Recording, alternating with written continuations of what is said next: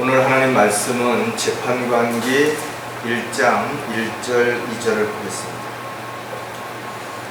제가 받들어 읽어드리겠습니다. 여호수아가 죽은 후 이스라엘 자손이 주께 물어 말씀드리기를 누가 먼저 우리를 위해 가나안인들을 향하여 올라가서 그들을 대적하여 싸우리까 하였더니 이에 주께서 말씀하시기를 유다가 올라갈지니라. 보라, 내가 그 땅을 그의 손에 넘겨놓으리라 하시더라. 잠깐 말씀을 위해서 기도드리겠습니다. 우리의 형편과 처지를 다 아시는 주님, 지금 직면한 여러 가지 문제들 앞에 저희들은 참으로 어려운 상황에 처해 있습니다. 그러나 어느 시대나 마찬가지로 어려움이 있었고 또 위기가 있었던 것처럼 저희들이 이 어려움을 잘 극복하고 또 위기를 오히려 기회로 삼아서 주님 기뻐하시고 원하시는 주님의 도구로 일꾼으로 최선을 다하다가 곧 다시 오실 주님을 만날 때 잘했다고 칭찬 들을 수 있는 저희들이 되도록 도와주시옵소서. 어떠한 경우에도 낙담하거나 좌절하지 않도록 저희들의 믿음을 굳건히 세워주시고 또 연약하고 힘든 지체들을 서로 위로하고 격려하는 가운데 함께 달려갈 길을 끝마칠 때까지 한 사람도 낙오하지 않도록 주님 끝까지 붙잡아 주시고 이끌어 주시옵소서.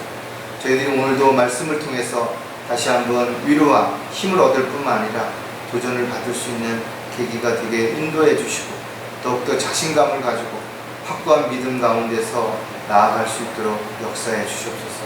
다시 오실 우리 주 예수 그리스도의 이름으로 기도드렸습니다. 위기는 대부분 미리 경고하고 또 그 상황들이 여러 가지 증상으로 드러나게 되어 있습니다. 그러나 어떤 위기는 아무런 증거도 없이 순식간에 우리에게 닥칠 수도 있죠.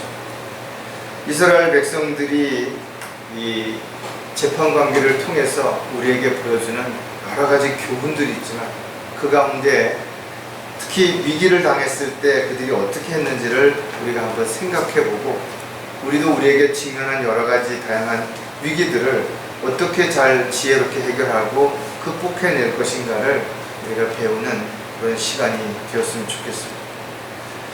이스라엘 백성들이 이집트를 탈출해서 모세의 인도 아래 40년이라는 기간을 광야에서 보냈던 것을 여러분 다 기억하실 것입니다.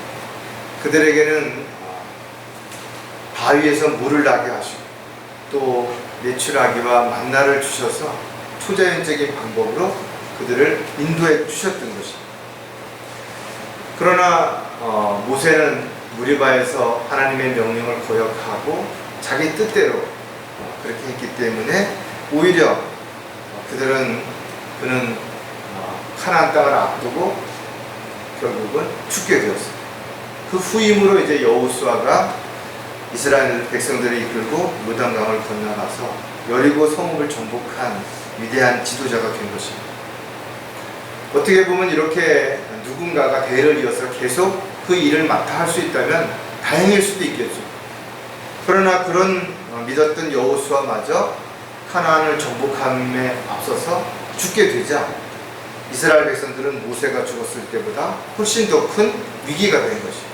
왜냐하면 여호수아를 대신할 만한 그런 지도자가 없었기 때문에 그렇다는 거예요.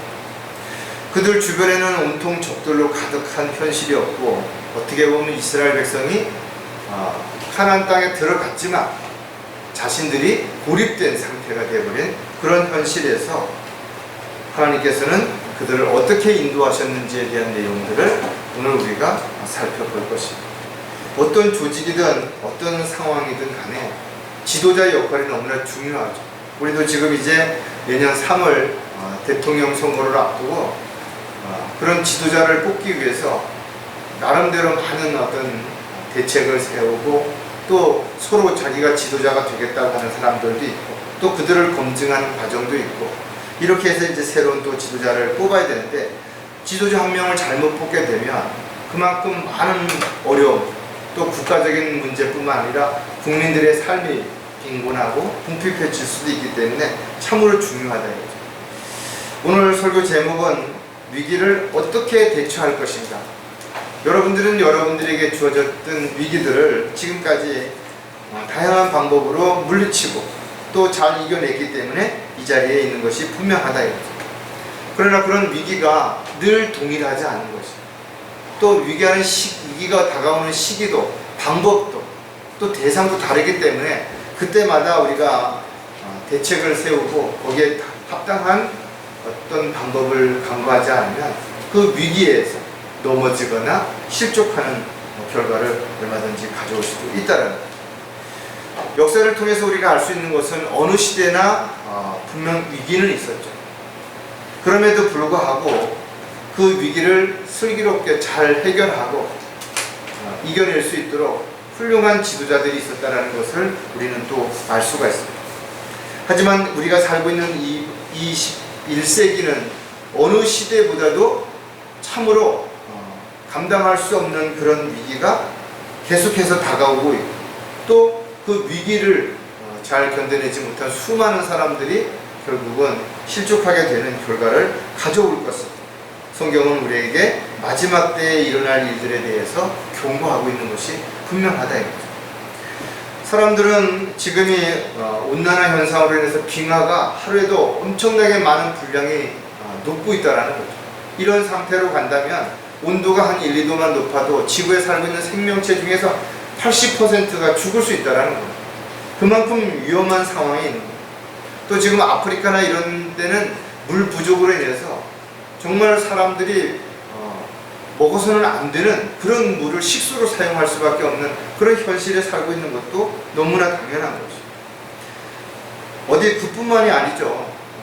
말도 안 되는 열대 지방에서 폭설이 내리기도 하고 추운 지방이 열대야로 인해서 30도, 40도씩 올라가는 이런 말도 안 되는 이런 일들이 일어나는 겁니다. 기근, 가뭄, 홍수, 폭설, 우박 이런 것들은 우리가 생각해보지도 못했던 그런 일들이 현실로 일어나는 거예요. 마치 대환란 때 일어나는 일들에 대한 징조를 미리 보여주는 것처럼 지금 놀라운 일들이 우리 주변에서 끊임없이 일어나고 있습니다. 사람들은 경제적인 수위가 높아졌다고 행복하다고 이야기하는 사람이 있을지 모르지만 그로 인해서 수많은 범죄자들이 일어나고 있고 또 가정이 파탄나는 그런 상황에 이르는 것도 너무나 잘 알 수 있죠. 인간의 생명이 길어졌다고 좋아하는 사람들도 있지만 고령화 사회로 인해서 일어나는 또 다양한 문제들은 앞으로 겪게 될 많은 심각한 문제를 미리 우리가 볼 수가 있는 것입니다. 사람들은 지금도 허황된 것들을 쫓아가지고 정말 뭔가 자기의 힘으로 뭔가를 해결할 수 있다라고 큰소리치는 사람들도 있지만 결국은 자연의 위기는 인간의 방법으로 해결할 수 없다라는 거죠. 그뿐만이 아닙니다. 요즘 코로나로 인해 가지고 사실상 전 세계적인 위기라고 말하는 것이 어느 나라도 코로나로부터 자유한 나라가 없는 것이고 또 코로나로 인해서 지금까지 사상된 사람들이 너무나 많다는 거죠. 그러나 이것이 언제 끝날 것이라는 기한도 없는 거예요. 그러다 보니 사람들은 불안해하고 두려워하고 또 그로 인해서 온갖 또 다른 문제들이 발생되는 현실 속에 우리가 살고 있는 것이죠. 그렇다면 한마디로 말해서 이것은 모두가 다 주님이 오실 때가 가까이 왔다는 증거가 분명하다는 것이죠.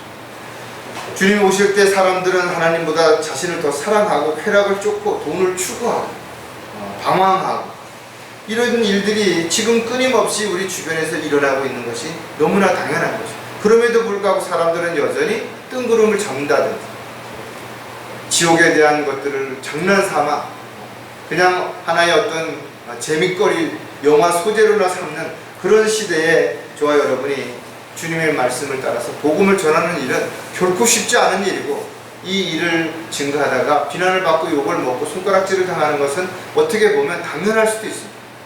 그럼에도 불구하고 저와 여러분은 이 위기를 잘 극복하고 우리 각자에게 주어진 삶 가운데서 어떻게 하면 주님을 높여드리고 어떻게 하면 주님이 기뻐하시는 도구로 일꾼으로 쓰임받을 것인가를 끊임없이 주님 앞에 묻고 기도하는 가운데 저와 여러분이 이 마지막 때에 참으로 잘했다라고 칭찬 들을 수 있는 삶이 지속되어지기를 다시 한번 진심으로 부탁을 드립니다. 자, 위기를 대처하려면 어떻게 해야 될 것인가에 대해서 몇 가지를 생각해 볼 텐데, 가장 먼저 위기를 대처하려면 날마다 인도하심을 받아야 한다는 것입니다.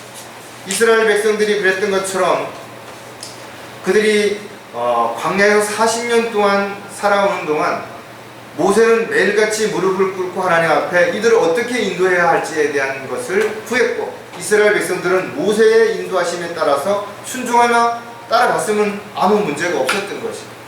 그러나 이제는 모세도 죽고 그를 따르던 여호수아도 죽은 것입니다. 더 이상 자신들을 이끌어갈 지도자가 없는 상태에서 전쟁은 계속해야 되는 그런 입장에 그들이 할 수 있었던 것은 바로 하나님 앞에 도움을 어느 때보다도 절실히 요청하는 그런 상황이 될 수밖에 없었다는 거예요. 그래서 성경을 보면 하나님 앞에 그들은 간절히 구했다라고 기록하고 있는 것입니다. 저와 여러분 역시 하나님의 도구로 일꾼으로 쓰임받기 위해서는 인간의 노력, 인간의 열정, 인간의 지식으로는 결코 할 수 없다는 걸 반드시 인정해야 될 것이고, 그렇다면 우리를 인도해 주시는 주님 앞에 내가 무엇을 해야 될지, 어떻게 해야 될지를 매일 물어야 되는 것이죠. 따라서 여러분들은 내가 옛날에도 이렇게 했으니까, 어제도 이렇게 했으니까 오늘도 이렇게 하면 되겠지, 이것이 모세가 실수했던 결과를 우리도 반복하는 것이죠. 어제 우리가 그렇게 했더라도 오늘은 또 어떻게 해야 될지를 다시 물어야 되는 것이고, 오늘은 또 언제 갈지를, 오늘은 또 누구를 만나야 될지를 끊임없이 우리는 매일 물어야 하나님의 인도하심 가운데서 매일매일 올바른 삶을 살아갈 수 있다는 거예요. 그렇게 하기 위해서 우리가 가장 먼저 해야 되는 부분들이 철저하게 자신의 뜻을 배제해야 되는 것이죠. 나는 이것이 앞서게 된다면 결코 우리는 주님의 명령에 따를 수 없기 때문에 인도하심을 받을 수가 없다는 거예요.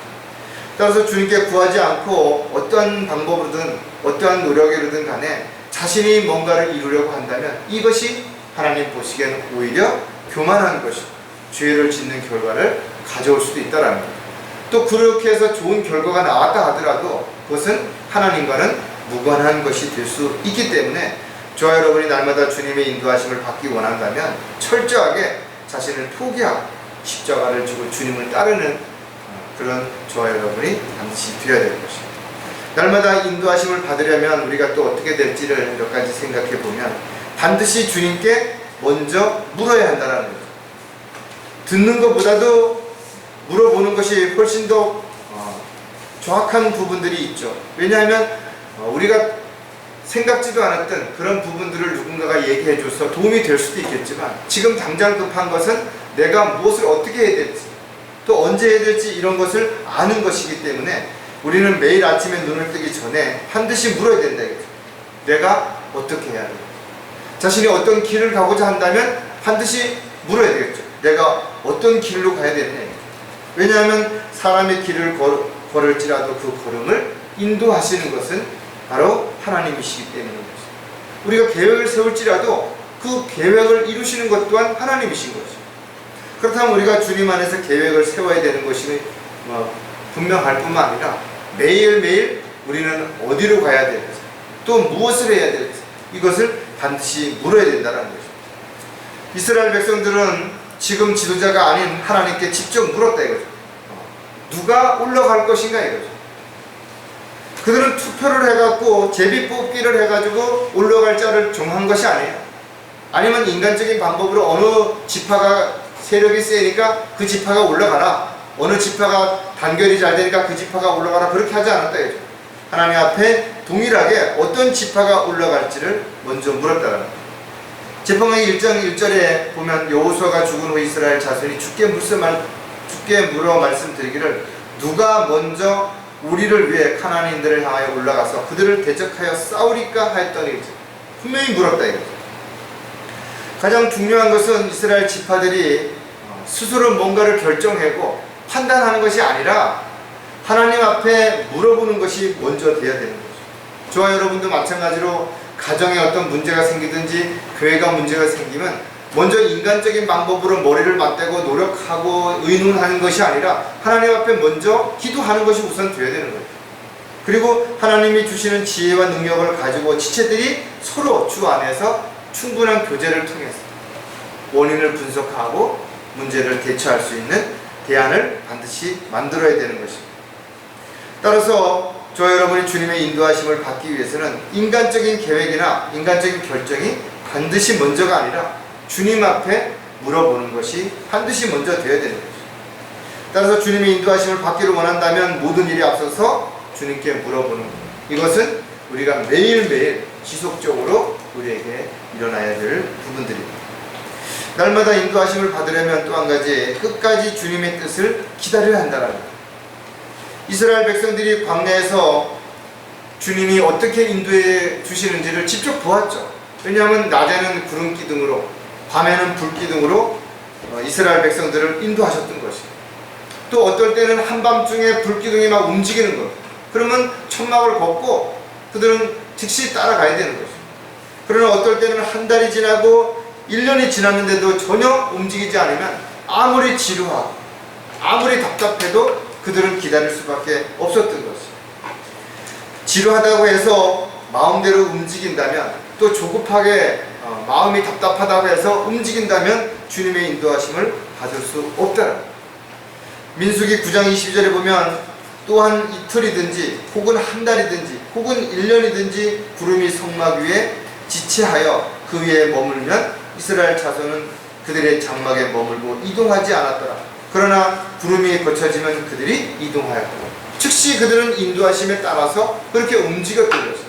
그렇기 때문에 하나님께서는 그들을, 이스라엘 백성들을 40년 동안 광야에서 인도하시는 동안 그들이 굶주리지 않고 옷이 헤어지지 않고 그렇게 살 수 있었던 것을 우리가 볼 수가 있습니다.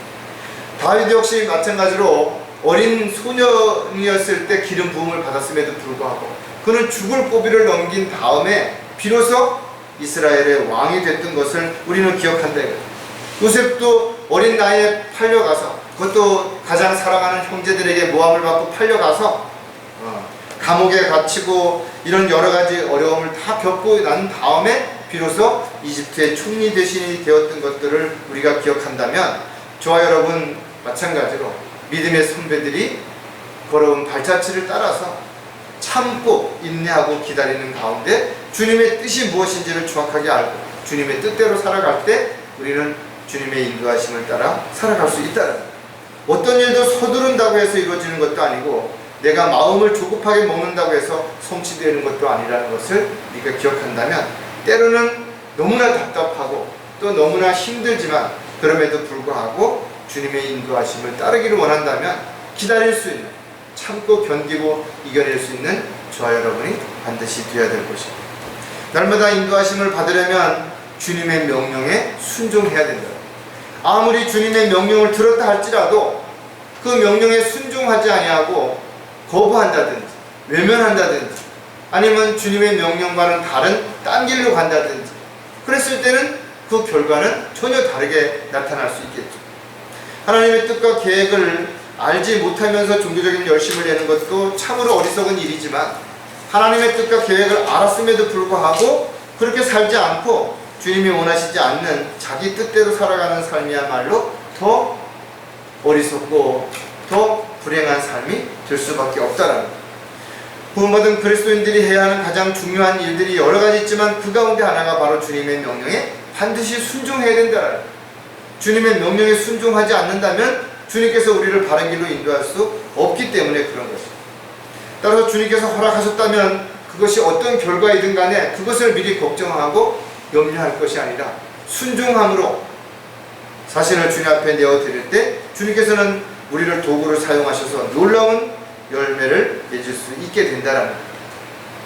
따라서 주님의 인도하심을 받기 위해서는 무엇보다도 주님께 무엇을 어떻게 해야 되는지를 물었다면 그 다음에 그것을 주님이 어떻게 명령하셨을 때 즉시 거기에 순종해야 된다는 거예요. 재판관기 1장 2절에도 보면 주께서 말씀하시기를 유다가 올라갈지니라 보라 내가 그 땅을 그의 손에 넘겨놓으리라 하시더라고요. 누가 올라갈지에 대한 분명한 답을 주셨다라는 거죠. 너희들 중에 의논해서 누가 올라가라든지 너희들 중에 뭐 사람이 숫자가 많은 그런 지파가 올라가라든지 이렇게 하지 않았다라는 거죠. 정확하게 유다 지파가 올라가라. 그 다음에 유다 지파가 올라갔을 때 그 땅을 그에게 넘겨주겠다라는 부분까지도 약속을 하셔서 하나님의 약속을 믿고 나아가는 사람들에게는 이와 같이 확신을 가지고 나아갈 때 놀라운 열매가 맺어질 수 있도록 분명하게 약속을 먼저 주셨다라는 거예요. 왜 하필이면 유다 지파가 우리 지파냐고, 다른 지파도 있는데 왜 우리 지파를 먼저 올라가라 하느냐고 항의하지 않았다 이거죠. 또 어떤 지파가 내가 먼저 올라가려고 그랬는데 왜 다른 지파를 먼저 올라가라고 그랬냐 하고 시기하거나 또 그렇게 하지 않았다라는 거죠. 그냥 유다 지파가 올라가라고 했을 때 유다 지파는 그냥 순종하고 올라간 것입니다. 저와 여러분도 마찬가지로 주님께서 각 지체들에게 다양한 방법으로 일을 맡기실 때가 있다 이거죠. 그때 왜 하필이면 나냐고, 왜 내가 가야 되는데 왜 저 사람을 보내냐고 이렇게 말하는 것이 아니라 각자 자신에게 맡겨진 일에 순종할 때 가장 그 일을 합당하게 이루어갈 수 있는 놀라운 역사가 일어날 수 있음을 우리는 분명히 기억한다면, 저와 여러분 각자가 자신이 있어야 할 자리 해야 할 일들에 대해서 알아야 될 뿐만 아니라 주님께서 명령하셨다면 즉시 믿고 순종하는 그런 저와 여러분이 반드시 되어야 될 것입니다. 두 번째, 위기를 대처하려면 어떻게 해야 할 것인가? 멈추지 말고 계속 나아가야 된다 이거죠. 우리는 힘들고 어려운 상황이 일어나게 되면 자꾸 뒤를 돌아다 본다든지 또는 그 자리에 멈추고자 하는 안일한 생각들이 일어날 수 있다는 거죠. 그러나 한번 주저앉게 되면, 한번 멈추게 되면 다시 시작하는 것은 훨씬 더 힘들게 된다는 거죠. 주님의 인도하심을 받는다고 할지라도 우리가 앞으로 나아가는 것은 각자가 해야 할 몫이라는 거죠. 주님이 우리에게 어떤 길로 가라, 언제 가라고 명령하셨어도 우리가 가지 않는다면 우리가 갈 수 없는 것이 되는 것이기 때문에 그렇다라는 거죠. 따라서 그리스도인들은 주님을 만나는 그 순간까지 계속해서 믿음의 선한 싸움을 싸우고 달려갈 길을 맞춰야 하는 이 경주에 우리는 절대로 포기하거나 또는 뒤돌아서거나 또는 딴 길로 가서는 안 되는 것이죠. 사도 바울이 권면하는 것처럼 달려갈 길을 마칠 때까지 아무리 힘들어도 멈추면 안 된다 이거죠. 빨리 뛰어갈 수는 없다 하더라도 제자리 뛰기라도 해서 조금씩이라도 한 발짝씩이라도 끊임없이 앞으로 나아갈 때 우리는 그 어려움을 극복해내고 이겨냄으로 인해서 또다시 달릴 수 있는 힘을 얻을 수 있게 되는 거죠. 한번 멈추면은 그냥 멈추는 거로 끝나지 않죠. 절망하고 낙담하게 되고 누군가를 의존하게 되고 또 누군가의 손길을 기다리게 되는 그런 일들이 일어날 수 있다는 거죠. 이스라엘 백성들이 가나안 땅을 들어갔을 때 지파별로 그 가나안 땅을 다 분배를 받게 된 것입니다. 그러나 정작 그 안에는 가나안 족속들이 살고 있었다 이거죠. 그들을 몰아내기 전까지는 그 땅을 차지할 수가 없는 그런 상황에 그들은 놓이게 된 것입니다. 가나안 정복 전쟁은 결코 쉽지 않다 이거죠. 그런데도 불구하고 주님께서는 그들을 몰아내고 그 땅을 너희가 차지하라고 명령하셨을 뿐만 아니라 분명히 주시겠다고 약속한 것입니다. 즉 갈렙과 여호수아가 가서 보았을 때 자신들을 그들의 밥이라고 표현했을 만큼 그들은 고인 족속들이었고 엄청난 부와 명예와 힘을 가지고 있었음에도 불구하고 자신들이 그들을 몰아내야 하는 그런 입장에서 전쟁에 나가는 것은 결코 쉽지 않았을 것입니다. 그럼에도 불구하고 주님은 그들을 향해서 앞으로 나아가 올라가라 이거죠. 그리고 점령하고 그들을 내어 쫓으라는 것입니다. 우리는 이 세상이 변하는 것을 바라볼 때 정말 아주 너무나 놀라운 상황이 많이 벌어지죠. 감당할 수 없는 일들이 일어납니다. 그럼에도 불구하고 주님은 여전히 세상이 어떻게 변하든 사람들의 가치관이 어떻게 변하든 우리에게 요구하시는 것은 그들에게 복음을 전하라는 것입니다. 진리를 증거하라는 것입니다. 듣든지 듣지 아니하든지 간에 그렇게 하라는 것이에요. 그들이 구원받고 구원받지 못하는 것은 그건 우리가 해야 하는 어떤 역할이 아니라 우리는 단지 그들이 구원받을 수 있도록 복음을 들을 수 있는 도구로 그 쓰임받는 일을 해야 하는 것이기 때문에 저와 여러분이 어떤 경우에도 낙담할 필요가 없는 것입니다. 우리가 복음을 전했는데 그들이 받아들이지 않는다고 해서 낙담할 이유는 없다라는 거죠. 다음에 기회가 주어진다면 다시 복음을 전하는 것이 우리가 해야 할 일이라는 것을 기억한다면 저와 여러분은 한 번쯤 그들이 거부했다 하더라도 또 외면했다 하더라도 오히려 욕하고 화를 냈다 하더라도 포기하지 않고 다시 복음을 전할 수 있는 용기와 믿음을 가지고 한 발짝씩 다가갈 수 있는 그런 저와 여러분이 반드시 됐으면 좋겠습니다. 멈추지 말고 계속 나아가기 위해서도 우리는 몇 가지 생각해 봐야 되는데 필요하다면 배우려고 해야 한다는 거예요. 많은 사람들이 자신을 합리화시키기 위해서 자신이 뭔가 해야 할 일을 하지 못할 때 하는 말이 뭐냐면 내가 10년만 젊어서도 이런 말을 한다 이거죠. 그러나 과연 그 사람이 10년 전에는 그런 일들을 할 수 있었는가? 그렇지 않았던 거죠. 또 10년 후에 가서는 또 똑같은 말을 하지 않는가? 아니라는 것이죠. 여전히 10년 후에도 또 10년만 젊었으더라고 그런 말을 한다는 거예요. 우리가 뭔가 늦었다고 생각한다면 그것이 지금 필요하다는 걸 느꼈기 때문인 것이죠. 지금 나에게 뭔가 필요하다고 느꼈다면 그것을 얻기 위해서 뭔가를 배워야 된다면 멈추지 말고 즉시 시작하라는 것입니다. 많은 사람들이 그랬던 것처럼 자신이 잘 모르는 건 부끄러운 게 아니에요. 왜냐하면 그런 것을 배울 수 있는 기회가 없었을 수도 있고 그게 소중한지를 몰랐을 수도 있기 때문에. 그러나 지금 내가 그것이 소중한지를 알았고 반드시 필요하다는 걸 알았음에도 불구하고 그것을 배우려고 하지 않는 것은 참으로 부끄러운 일이 분명하다는 거죠. 따라서 저와 여러분은 나이와 상관없이 주님 앞에 가는 그 순간까지 매일 배우고 매일 우리가 앞으로 나아가는 삶이 되어야 되는 것이죠. 세상은 어떻게 변할지 모릅니다.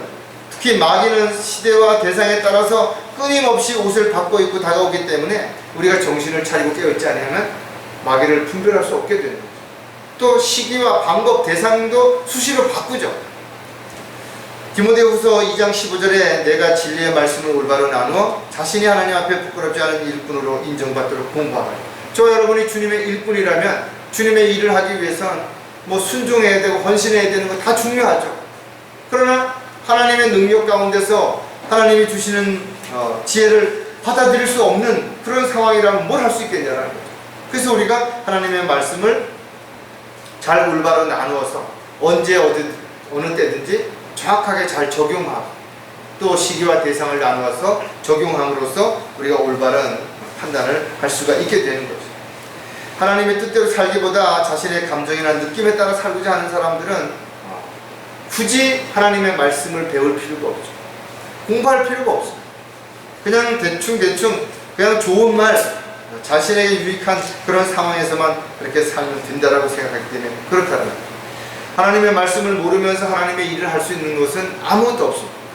또 하나님의 말씀을 모르면서 마귀를 대적할 수 있는 사람도 아무도 없다라는 것이죠. 저와 여러분이 성숙한 그리스도인들이 되어야 되는 이유는 단지 성경적인 지식을 많이 알고 내가 뭘 어떻게 했다 자랑하기 위해서가 아니라 하나님의 도구로 일꾼으로 쓰임받기 위해서 또 마귀와의 영적 전쟁에서 승리하기 위해서 우리는 끊임없이 하나님의 말씀을 공부하고 양육을 받아야 되는 것이 분명하다. 주님이 오실 때까지 배우는 것을 절대 우리는 멈춰서는 안 되는 거죠. 왜냐하면 마지막 때가 다가올수록 더 마귀는 간교한 교묘한 방법으로 우리를 넘어뜨리려고 하기 때문에 미혹하려고 하기 때문에 그렇다는 거죠. 멈추지 말고 계속 나아가려면 또 어떻게 해야 되느냐? 누군가가 먼저 앞장을 서야 한다는 거예요. 많은 사람들이 누가 앞에 먼저 가면 자기도 그렇게 따라가겠다, 좀 편하고 쉽게 가겠다라고 생각하는 사람들이 대부분이죠. 그러나 개척자라든지 선구자라든지 그런 사람들은 길이 없는 곳을 자기가 먼저 감으로 인해서 길을 만들었다는 거예요. 세상에 어떤 길은 우연히 그냥 만들어진 길은 없어요. 누군가가 먼저 그 길을 걸어갔고 그 길을 따라서 간 사람들이 있었기 때문에 자연스럽게 길이 만들어진 것이라는 것을 우리가 기억한다면 분명히 우리가 지금의 믿음의 길을 가는데 우리 앞에 먼저 간 믿음의 선배들이 있죠. 그분들이 겪었던 수많은 그런 일들을 우리가 교훈 삼아서 때로는 도운전을 받기도 하고 때로는 위로를 받기도 하고 때로는 대책을 세우기도 하고 때로는 그런 것을 통해서 많은 깨달음을 얻기도 하는 것이 분명하다는 거죠. 여호수아 3장 6절에 보면 여호수아가 제사장들에게 일러 말하기를 언약궤를 메고 백성 앞에 건너라 하니 그들이 언약궤를 메고 백성 앞에 가자. 여러분 잘 아시는 것처럼 가나안 땅을 들어가기 전에 요단강을 건너야 되는데 홍수로 인해서 너무나 물이 많이 늘었기 때문에 건너갈 수가 없었다라는 거죠. 그때 앞장서서 제사장들에게 언약궤를 메고 먼저 이 물을 건너가라고 한 것입니다. 이처럼 지도자가 되는 사람들, 누군가의 위치에서 앞에 서 있는 사람들은 반드시 앞에 서야 되는 것입니다.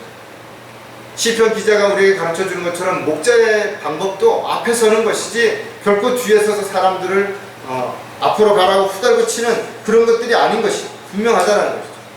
따라서 우리가 믿음의 선배가 됐다면 또 영적으로 성숙한 그리스도인이 됐다면 누가 이렇게 해줬으면 좋겠다, 너는 이렇게 해라 라고 말하기 전에 자신이 먼저 그 길에서 앞장을 서서 본을 보이는 삶을 살아가는 것이 성숙한 그리스도인들의 모습이라는 거죠.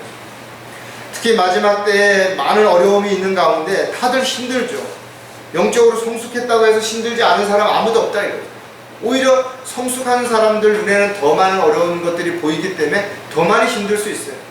그럼에도 불구하고 앞장을 섰을 때 뒤에 따라오는 연약한 지체들이 힘을 낼 수 있고 또 다시 일어설 수 있는 기회가 주어지기 때문에 반드시 우리는 이 영적인 불모지에서 끊임없이 복음의 씨앗을 뿌리는 이 일들이 아무리 촉박하고 아무리 세상이 강박해져도 끊임없이 이것들을 우리가 하다가 주님을 만날 수 있는 그런 저와 여러분이 되어야 될 것입니다.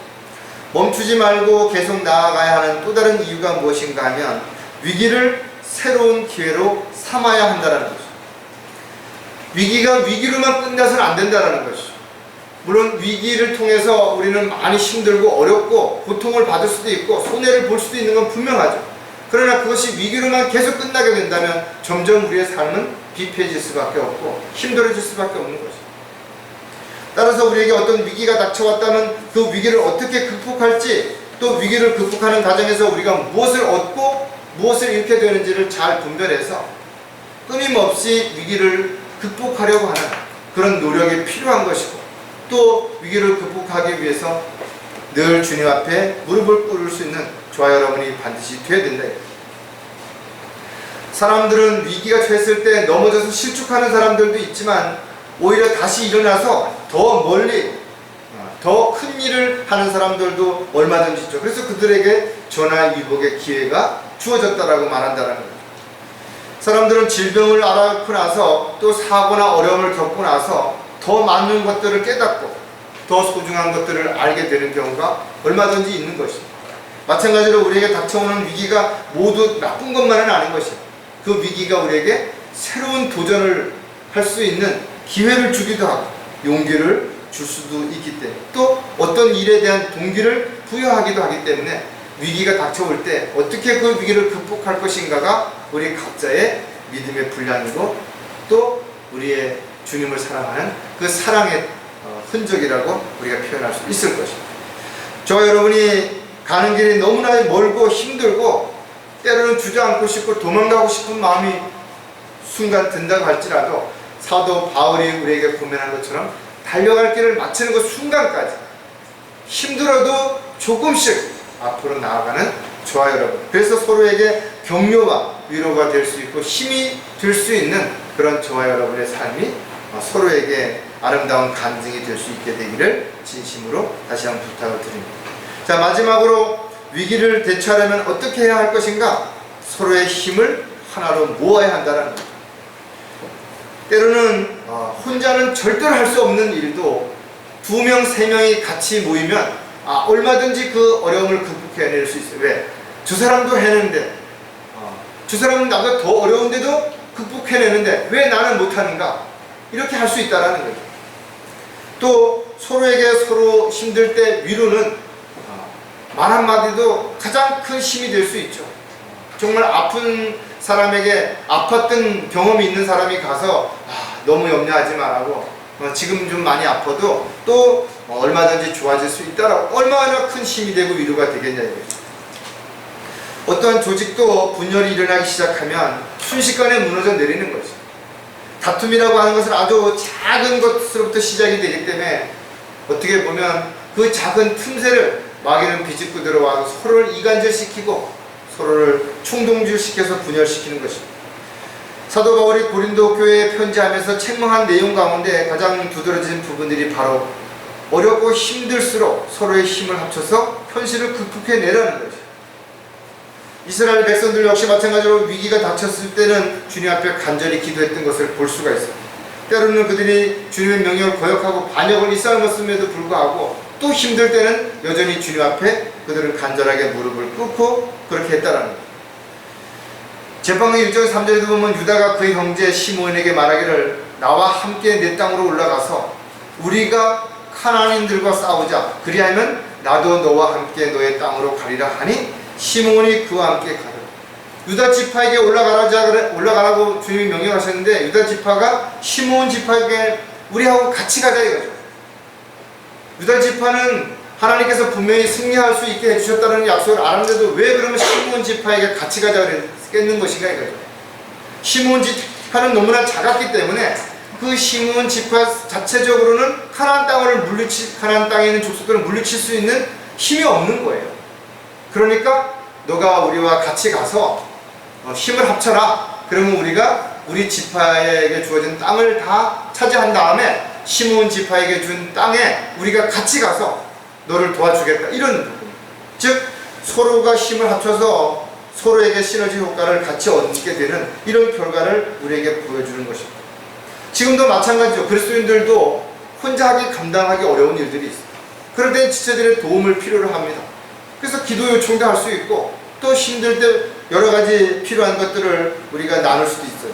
그래서 함께 어려움을 극복해냄으로 인해서 더 많은 일, 더 큰 일들을 감당해 갈 수 있는 그런 일들이 반드시 우리에게 해결할 수 있는 기회가 주어질 수 있다는 거죠. 작은 힘도 여럿이 모이면 힘이 될 수 있는 것처럼 때로는 혼자 할 수 없는 것을 누군가가 조금만 도와줘도 그를 충분히 감당할 수 있는, 즉 백지장도 맞들면 낫다라고 말하는 것처럼 아주 작은 힘이지만 충분히 놀라운 효과를 얼마든지 가져올 수 있기 때문에 지체들은 서로 간에 아주 작은 힘이라도 서로 힘을 합하는, 그래서 함께 협력하여 선을 이루어가는 그런 저와 여러분이 될 때 지역교회가 더욱 강성한 교회가 될 수 있을 뿐만 아니라 주님의 사역을 온전히 이루어갈 수 있게 될 것입니다. 자, 서로의 힘을 하나로 모으려면 또 어떻게 해야 할 것인가 몇 가지 생각해 보면 주 안에서 같은 소망을 가져야 한다는 겁니다. 우리가 인간적으로 육신적으로는 참 친한 사람들도 있죠. 학교 동창이라든지 이웃 주민이라든지 고향 사람이라든지 또 서로에 대한 배려하는 마음이, 또 이해하는 마음이 많이 있을 수 있어요. 그러나 믿음이 다르다면 결국 함께 할 수 없다는 것을 여러분 많이 느끼셨을 거라요. 아무리 한 가정에서 가족이라 할지라도 믿음이 다르다면, 소망이 다르다면 함께 할 수 없는 부분들이 너무나 많은 것이죠. 따라서 우리가 지체들을 위해서, 특히 가족들을 위해서 끊임없이 기도해야 되는 이유는 그들이 우리가 알고 있는 이런 사실들을 잘 모르기 때문에, 진리를 모르기 때문에, 그래서 엉뚱한 종교적인 열성을 가지고 있기 때문에 그들에게 그런 것들을 알려주기 위해서 끊임없이 우리가 기다리고 또 기도하면서 그렇게 살아가는 거죠. 고린도전서 1장 10절에 형제들아 이제 내가 우리 주 예수 그리스도의 이름으로 너희에게 권고하노니 너희 모두는 같은 것을 말하고 또 너희 가운데 분열이 없게 하여 같은 생각과 같은 판단으로 온전히 함께 연합하라. 주 안에서 우리의 지체들이 이렇게 하지 않으면 금세 분열이 일어날 수 있다는 거예요. 왜? 모두의 생각이 동일하지 않습니다. 가지고 있는 지식, 능력, 경험, 힘, 성별, 나이 이런 것이 다 다르잖아요. 우리가 같은 목적과 같은 소망을 가지고 같은 믿음 안에서 함께 하지 않는다면 절대로 하나가 될 수 없는 것이 바로 교회라는 것이죠. 따라서 저와 여러분이 함께 모일 수도 없고 함께 어떤 일을 추구할 수도 없고 함께 무언가를 기다릴 수도 없다는 것이죠. 따라서 이러한 사실을 우리가 알았다면 어떠한 경우에도 우리가 주 안에서 같은 소망, 같은 믿음, 같은 목적을 가지고 함께 할 때 우리는 모든 것을 초월해서 서로 힘을 하나로 모을 수 있는 결과를 가져올 수 있게 됩니다. 마지막 때가 될수록 많은 사람들은 믿음에 대해서 이탈하는 것이죠. 그리고 자기 욕심을 채우려고 세상으로 돌아가기 때문에 결국은 교회가 배교로 끝나는 그런 결과를 가져온다고 우리에게 경고하고 있는 것을 우리가 반드시 기억해야 할 것입니다. 서로의 힘을 하나로 모으려면 각자 자신의 몫을 다 해야 된다는 거예요. 왜냐하면 손으로 할 수 있는 일이 한정적인데 손은 두 개밖에 없잖아요. 근데 자기와 함께 동행하는 사람이 손으로 하는 일을 하지 못했을 때 내가 그 사람에게 한 손을 빌려서 도와준다면 결국은 내가 할 수 있는 일도 반밖에 할 수 없게 되는 거예요. 따라서 저와 여러분은 마찬가지겠지만 어느 조직이나 어느 단체나 어느 모임이나 마찬가지로 각자의 역할이 있는데 눈치만 보거나 자신의 유익만을 위해 가지고 양다리를 거치는 그런 사람들이 하나둘씩 늘어나기 시작하면 그런 조직은 순식간에 무너져 내리게 됩니다. 또 서로에 대한 불평과 원망이 쌓이게 돼서 지체 지속적으로 그것이 유지되기가 어렵게 된다는 거예요. 군대 갔을 때 가장 먼저 시키는 것이 봉체조예요. 봉체조. 우리 여기 자매님들은 잘 모르겠지만 봉체조를 시키는 가장 큰 이유는 체력을 튼튼하게 키우기 위해서가 아니에요. 물론 체력이 튼튼해지는 것도 있지만 그 안에 있는 사람들은 다 자기의 입장이 있습니다.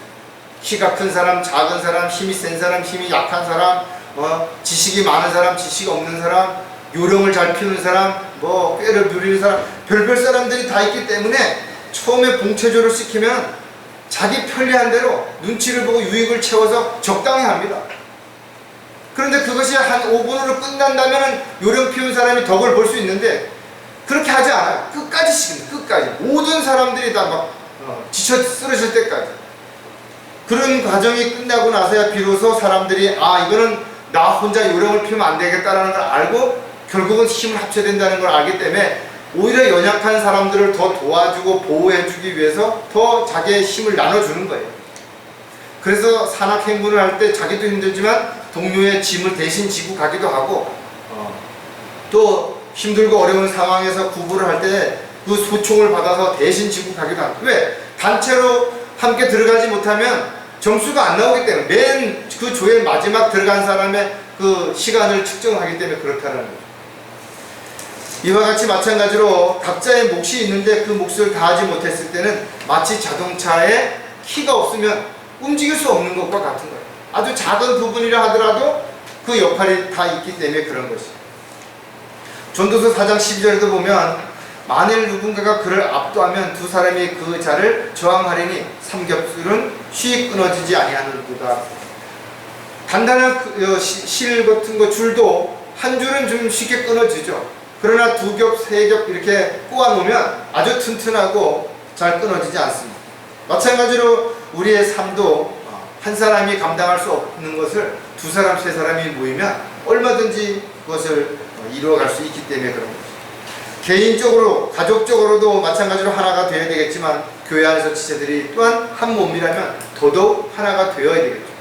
그러기 위해서는 같은 생각, 같은 목적, 같은 믿음을 가지고 늘 서로를 먼저 생각하고 배려하고 섬기고 사랑하는 마음으로 충만할 때 우리는 이와 같은 아름다운 열매들이 맺어질 수 있다는 것을 분명히 기억해야 될 것입니다. 세상에 아무리 많은 사람들이 모이고 아무리 큰 어떤 단체라 하더라도 서로의 생각과 입장이 다르게 되면 한순간에 뿔뿔이 흩어지고 해산될 수밖에 없다는 것을 기억한다면 우리 교회가 비록 소수의 인원으로 모이지만 서로가 서로를 이해하고 배려하는 가운데 하나로 뭉친다면 훨씬 더 단단한, 훨씬 더 마귀의 대항에 우리가 저항할 수 있는 힘이 분명히 만들어질 수 있을 것입니다. 또 서로의 힘을 하나로 모으려면 서로를 위해 중보 기도를 해야 된다는 거죠. 우리가 수요일 날마다 기도 제목을 내놓고 함께 기도한다. 여러분들이 얼마나 어떤 식으로 기도하는지는 잘 모르겠지만 수요 기도의 소중함은 무엇보다도 중요한 것이죠. 왜냐하면 사도 바울은 복음을 전파하기 위해서도 자신이 담대하게 입술을 열어서 복음을 전할 수 있도록 기도 요청을 했던 걸 볼 수가 있죠. 늘 복음을 전하던 사도 바울도 언제 어느 때 어떤 상황에 부딪힐지 모르기 때문에 늘 많은 협력의 기도가 필요했던 것처럼 저 여러분들이 지금 아무 문제가 없고 어려움이 없다 치더라도 언제 어떤 위기가 닥칠지 모르기 때문에 서로를 위한 기도가 반드시 필요합니다. 또 여러분들이 지금 아무런 문제도 없고 아무런 어려움이 없다고 한다면 여러분들을 위해서 누군가가 기도하고 있다는 사실도 반드시 기억해야 된다 이거죠. 그래서 저와 여러분은 반드시 기억해야 되는 것이 우리는 기도의 빚을 지고 살아가고 있는 것이죠. 그 기도의 빚을 반드시 또한 갚아야 된다는 것도 우리는 기억을 해야 될 것입니다. 고린도후서 1장 11절에 보면 너희도 우리를 위하여 기도로 협력하라. 이는 많은 사람으로 인해 우리에게 내린 은사에 대하여 우리를 대신하여 많은 사람이 감사하게 하려 함이라. 여러분들이 각자 어떤 은사를 받았던 어떤 능력을 가지고 있던 이 모든 것들이 사랑하는 지체들, 가족들을 위해서 여러분들이 그것을 아낌없이 사용하고 있다면 그로 인해서 많은 사람들이 감사함이 넘치는 그런 삶을 살아갈 수 있기 때문에 그런 것입니다. 하나님의 일에 있어서 어떤 힘보다도 기도의 힘이야말로 가장 크다라는 것을 여러분 경험하셨을 거예요. 따라서 여러분들 기도하지 않고 성공한 것은 어떻게 보면 하나님을 믿는 사람으로 가장 큰 실패라는 거예요. 왜? 그가 하나님을 믿지 않고 계속해서 성공한 것을 거울로 삼아서 또 그것으로 갈 거 아니에요. 쉽게 돈을 버는 사람들, 어떻게 보면 남들보다 훨씬 더 좋은 환경과 여건에서 사는 것 같지만 그렇지 못해요. 왜? 그 쉽게 번 돈을 더 불려서 더 큰 거를 더 많이 벌려고 하다 보니까 또 여전히 허리띠를 더 졸라매는 사람들이 너무나 많습니다. 하나님이 주신 것들을 향유할 수 없는 사람들, 많은 것을 쌓아 놓아도 그 밑에 곰팡이가 피도 그것을 가져올 수 있는 시간도 그런 여유도 없는 사람들도 얼마든지 있을 수 있기 때문에 그런 것입니다. 따라서 저와 여러분 서로를 위해서 기도하는 일들을 멈추지 말아야 된다. 그리고 늘 관심을 가지고 또 늘 생각한다면 어느 지체가 지금 어떤 문제로 인해서 어떤 어려움을 겪고 있는데 그 문제를 어떻게 잘 해결하고 있는지 또 그 문제로 인해서 더 어렵지는 않은지 이런 것들을 생각한다면 여러분 누가 뭐라 하지 않아도 스스로 무릎을 꿇을 수밖에 없을 것입니다. 그것이 곧 사랑이고 누가 시켜서 하는 것이 아니라 마음에서부터 성령님을 통해 우러나서 하는 일들이기 때문에 중보기도는 역사하는 힘이 또 응답받을 수 있는 확률이 훨씬 높다라고 말하는 이유가 바로 거기에 있는. 왜? 욕심이 들어가 있지 않는 거죠. 다른 지체들을 위해서 기도하는 부분 욕심이 들어가 있는 것이 아니라 정말 꼭 필요하기 때문에 그것을 응답해 주시도록 간구하는 것이기 때문에 훨씬 더 진솔한 기도가 될 수 있기 때문에 그렇다는 거죠. 서로가 서로 힘을 합치는 것은 여러 가지 방법이 있겠죠. 우리가 함께 경배를 드리고 함께 찬양을 드리고 또 교제하고 기도하는 이런 부분들도 있겠지만 그 외에도 여러분들의 관심, 작은 배려, 또 작은 나눔 이런 것들도 서로에 대한 가장 큰 힘과 위로가 될 수 있음을 우리가 기억할 때 저와 여러분이 어떤 상황에 어떤 처지가 처하게 된다 하더라도 반드시 그 어려움을 극복해낼 수 있도록 주님께서는 우리에게 지혜를 주실 뿐만 아니라 환경의 여건도 조성해 주신다는 약속을 여러분 꼭 기억하시고 지금 우리가 코로나로 인해 가지고 두려워할 것은 아니라 우리가 조심하는 이유는 우리로 인해서 또 다른 누군가가 피해를 보거나 어려움을 겪거나 그것이 하나님의 사역에 또 다른 어떤 방해가 되고 걸림이 되지 않게 하기 위해서 조심하라는 것이. 물론 코로나가 걸렸을 때 그로 인해서 많이 어려움을 겪고 있는 사람들도 많이 있기 때문에 특히 여러분들이 주 안에서 지금까지 보호해 주셨던 것처럼 앞으로도 매일 기도하는 가운데 건강을 잘 지켜주시고 또 잘 돌봐주셔서 각자의 역할을 잘 감당하다가 주님을 만날 수 있는 그런 저와 여러분이 되시도록 우리가 끊임없이 주님의 인도하심을 받을 수 있는 그래서 모든 위기를 극복해낼 수 있는 저와 여러분이 되시기를 주님의 이름으로 부탁을 드리겠습니다. 기도하겠습니다. 하나님 아버지, 저희들에게 지금 직면한 코로나 문제뿐만 아니라 경제적인 어려움, 또 마지막 때가 가까울수록 일어나는 다양한 지상의 이변들로 인해서 어려움을 겪는 가운데 있습니다. 그러나 저희들이 말씀을 통해서 확신을 가지고 이 어려움 가운데서도 잘 극복하고 이겨낼 수 있도록 주님 지혜를 더하여 주시고 또 저희들이 확신 가운데 믿음을 가지고 낙담하거나 좌절하지 않고 한 발짝씩 앞으로 나아갈 수 있도록 도와주시옵소서. 다시 오실 우리 주 예수 그리스도의 이름으로 기도드렸습니다.